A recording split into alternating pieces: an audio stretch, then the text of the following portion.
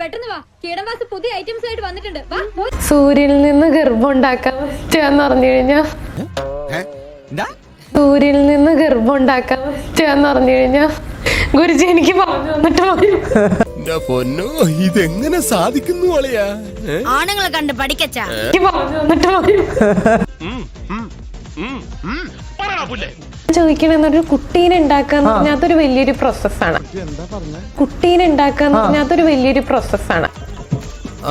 ഒരു പ്രോസസ്സാണ്. ശരി, ഇത് നിങ്ങൾ പറഞ്ഞപ്പോൾ എനിക്ക് മനസ്സിലായി വലിയ പ്രോസസ്സാണെന്ന്. നമ്മൾ അതിനകത്ത് എന്ത് നമ്മളല്ല, നിങ്ങളെ പോലുള്ളവർക്ക് അധ്വാനമുണ്ട്. ഞങ്ങളെ പോലുള്ളവർക്ക് എന്ത് കഠിനാധ്വാനമാണ് അതിനകത്തുള്ളത്? അത് മനസ്സിലാക്കാനുള്ള സാമാന്യ വിവരം ഈ കുട്ടിക്കുണ്ട്. അതായത് പുരുഷന്റെ സൈഡിൽ നിന്ന് എന്ത് അധ്വാനമാണ് ഉള്ളത് ഇതിനകത്ത്? അവര് ഒന്നുമില്ല. ശരിക്കും പറഞ്ഞ ഒരു അധ്വാനം ഇല്ല. ശരിക്കും പറഞ്ഞ ഒരു അധ്വാനം ഇല്ല. എന്റെ കയ്യിൽ എങ്ങനെ ആയിരിക്കണം?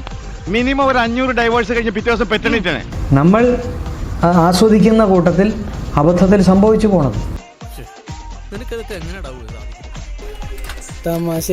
പുരുഷന്റെ ഡ്യൂട്ടി അവന് ഒരു നല്ല പുത്രനുള്ള സ്പേം കൊടുക്കുക.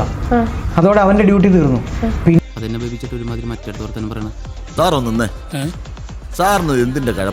മോഡേൺ സയൻസ് പോലും പഠിപ്പിക്കുന്നത് എന്താ? ഇത് റേസ് കോമ്പറ്റീഷൻ ആണെന്നാണ്. കോടാനുകോടി സ്പേം പോണതിനകത്ത് ഒരെണ്ണമാണ് നമ്മളായിട്ട് വരുന്നത്. അങ്ങനെയല്ല. ഈ ഒരെണ്ണത്തിനെ കൊണ്ടുപോകാൻ വേണ്ടിയിട്ടാണ് കോടാനുകോടി കൂടെ പോണത്.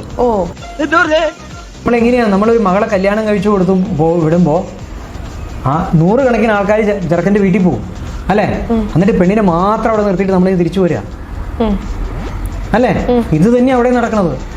നിങ്ങൾ എന്ത് ഭ്രാന്തായി പറയുന്നത്? എനിക്കൊന്നും മനസ്സിലാവുന്നില്ല. ഒരു ഉദാഹരണം പറഞ്ഞല്ലേ? ഞാൻ മാറ്റിന് പോയിടാ. ഇതിനെ ആനയിച്ചു കൊണ്ടുപോകാൻ വേണ്ടിയിട്ട് പടയായിട്ട് പോവാണ്.